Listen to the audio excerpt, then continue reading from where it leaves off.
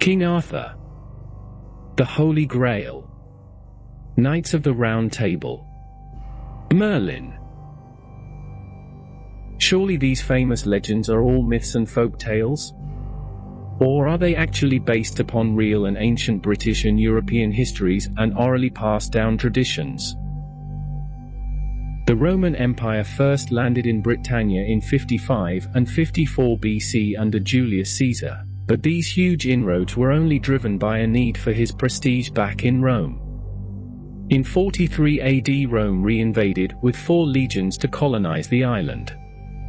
They slowly advanced against ferocious resistance from the many disunited British tribes and, despite later rebellions, over the next 3.5 centuries the Britons had become acclimatized to being a part of Rome as Romano-Britons with a totally different style of life. But later, Rome slowly disintegrated and imploded under the violent onslaught of enemy barbarian tribes across the empire, plus due to its own internal corruption. So by the 5th century they recalled their legions across the empire back to defend the city itself. Britain was included in this order and, leaving the island defenseless despite the petitions of the worried Britons, save for determined local militias, remaining Romans and warlords, barbarians began attacking Britain in huge and lethal raids, enslaving and killing any they could find. Powerful tribes of barbarians like the Saxons, Jutes, Angles, Picts and Irish raiders, who abducted a British monk called Patrick, later the famous Irish saint. Early Welsh, i.e. British, oral traditions mention names of warriors who fought in the famous and very real and historical Battle of Bede, where a British army destroyed a Saxon army sometime in the late 5th or early 6th century, and which temporarily halted the English advance across Britain. So famous was this victory, as well as others, that bards wrote poems in celebration. The many fierce tribes are featured prominently among the first references to any Arthur, Artur or Artorius, and histories were spread largely by word of mouth. Very few of the original written accounts survive. Of the ones that do, only copies were made by monks and other scribes centuries later, and historians are not sure exactly when they were made or how much was altered or embellished. However, we do know some of the facts in the evolving story of the fabulous legend of King Arthur. Gildas was a British monk writing in the 6th century, but does not mention Arthur at all, only a certain war commander called Ambrosius Aurelianus as the victor at the Battle of Bede.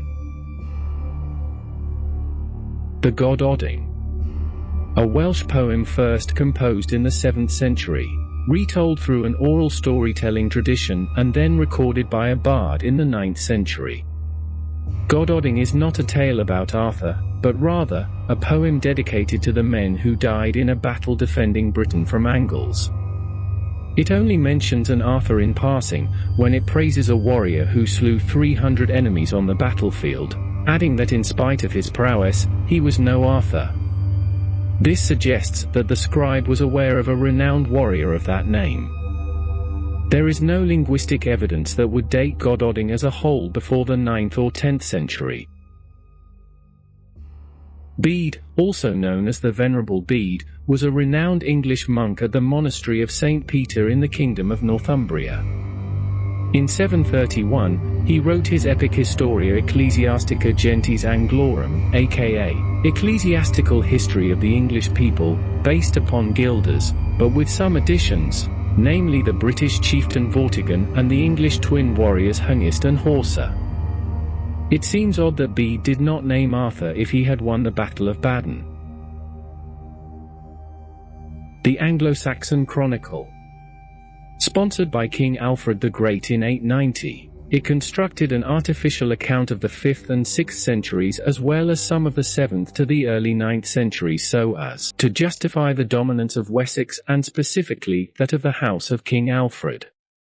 Arthur is not mentioned or named in any surviving manuscript written between 400 and 820. Nennius was a 9th century Welsh historian.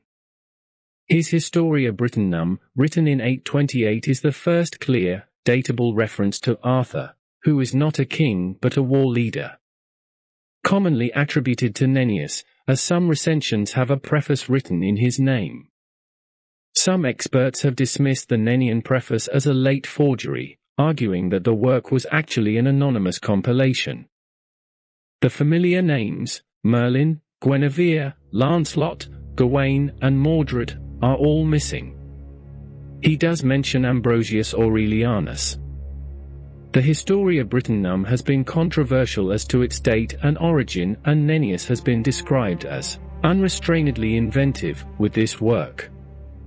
On the one hand, Nennius apparently had access to no longer available 5th century sources, but on the other hand, can Nennius be entirely trusted as a thoughtful compiler of history?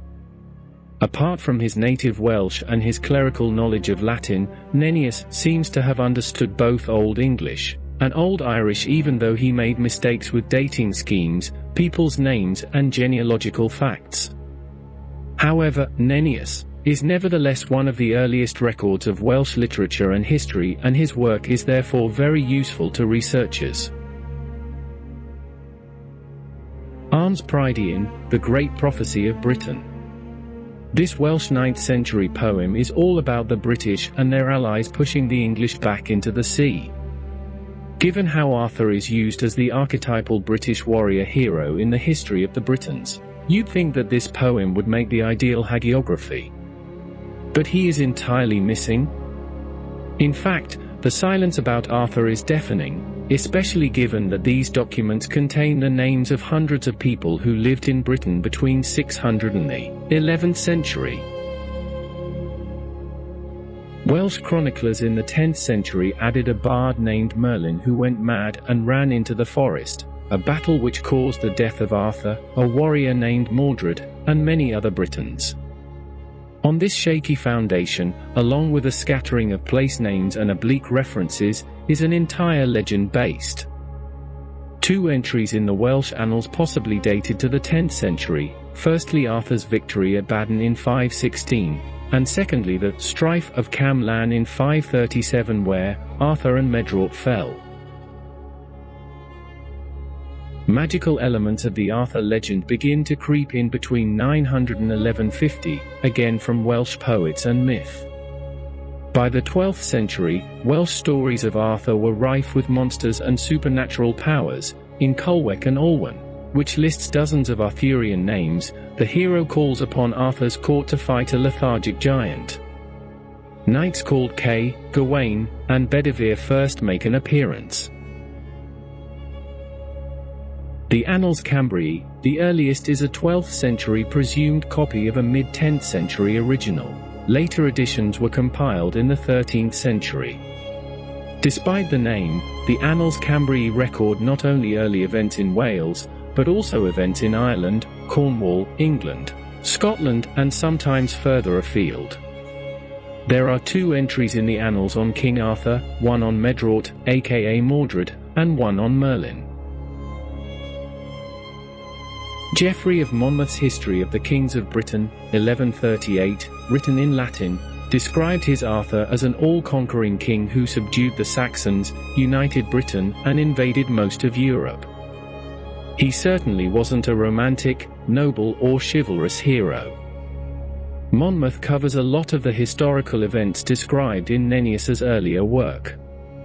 He established key aspects of the Arthurian legend which have been retold ever since. The involvement of Uther Pendragon, Morgan le Fay, Wizard Merlin, Guinevere, and Arthur's death at the hands of Mordred, his nephew, and, according to the later Vulgate cycle, also Arthur's son, all became canon due to Monmouth's history. Other elements modern audiences expect, like the Round Table, are still absent. French writers were the next significant contributors to the legend in the 12th century, whose romances introduced many of the concepts we know today: the sword in the stone, the Holy Grail, Lancelot, Morgana le Fay, the Lady in the Lake, Avalon, Camelot, and Excalibur. The Arthurian legend was forming. Wace was a 12th century Anglo-Norman canon of Bayeux, raised in mainland Normandy, whose audience included people living in both France and England. He based his Roman de Brute, written in 1155, on Geoffrey's history using liberal artistic license. He added many things to the story, including the first mention of the Round Table. Christien de Troyes, a French poet who is known as the author of 5 Arthurian romances in the 1160s to 1180s. The earliest surviving French Arthurian romances are by this author, adding the Castle of Camelot. His most famous is The Knight of the Cart, 1180, which introduces Lancelot and his love affair with Queen Guinevere. The Grail quest story became extremely popular. There are several continuations of his unfinished poem, a complete reworking in German by a Wolfram von Eschenbach, and many translations. In these, Percival is the hero who becomes keeper of the Grail. Robert de Boron was a French poet of the late 12th century who is most notable as the author of the poems Joseph of Arimathea and Merlin. In the 1190s he added details of the quest for the Holy Grail. Layamon was an English poet and priest who composed a poem of a version of Arthur's story in English in the early 13th century. The Brute is based on the Anglo-Norman Roman de Brut by Wace, which is in turn inspired by Geoffrey of Monmouth, Historia Regum Britanniae. Among the new material Layamon provided were an account of the birth of Merlin and one of the origins of the Round Table, as well as details of Arthur's departure by ship to Avalon to be healed by the Elf Queen. Preiddeu Annwfn is an early 14th century cryptic poem of 60 lines in Middle Welsh, found in the Book of Taliesin. The text recounts an expedition by King Arthur, now with a company of knights, to Annwfn, the Welsh name for the Celtic otherworld. A magic cauldron served in providing creative stimulus, as this tale is generally considered as the source of Arthur's greatest quest, the search for the Holy Grail, albeit only after a very thorough Christian rebrand. Morien is a 13th century Arthurian romance of unknown authorship, written in Middle Dutch. It tells Morien's story, suspiciously absent in most Western European histories, as the Black Moorish son of Sir Agiovail, one of King Arthur's Round Table knights and the brother of Sir Percival. He may be the figure of Saint Maurice as seen in the many statues of African-descended knights seen across Germany, shown here at Magdeburg Cathedral. Arthur's knights had been searching for Lancelot 13 years prior. Sir Agiovail had travelled through the Moorish lands and fallen in love with a beautiful Moorish princess. He left her disinherited and pregnant with his baby son Morien to continue the search for Lancelot. Morien would grow into a tall, handsome youth described as black of face and limb. Of his battle prowess, he challenges, fights and ultimately wins the respect of the famous Sir Lancelot, and is well known for his eloquence and his talent on the battlefield. The romance says that Sir Morien's blows were so mighty, did a spear fly towards him to harm him, it troubled him no whit, but he smote it in twain as if it were a reed, naught might endure before him. Of his dress, it says that his shield and his armor were even those of a Moor, and black as a raven. Morien lands in Britain alone in the hopes of finding his father, fighting many knights to tell him of his whereabouts.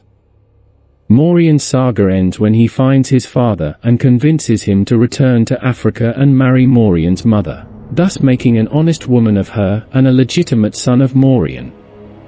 A short fragment exists at the Royal Library at Brussels. The most famous writer of the Arthurian legend is Sir Thomas Malory. He wrote Le Morte d'Arthur in 1470, printed by Caxton in 1485, the legend of Arthur that we know today. John Boorman's 1981 epic film Excalibur was based upon this version. Serving time in prison in Calais for attempting to abduct a young heiress, Malory's contribution was in gathering the numerous sources together into one easily consumable story, a task which would have taken a considerable amount of work and time. It will always be ironic that the man who succeeded in uniting centuries of stories regarding honor, glory, and chivalry, had the time to do so because he was in jail for a litany of unpleasant crimes. Thus we have the stunning legend that we know today, an entwining of composite of stories, characters, and telescoping of events that blend into fantastic imagery that has produced thousands of books, operas, stage plays, movies and documentaries ever since.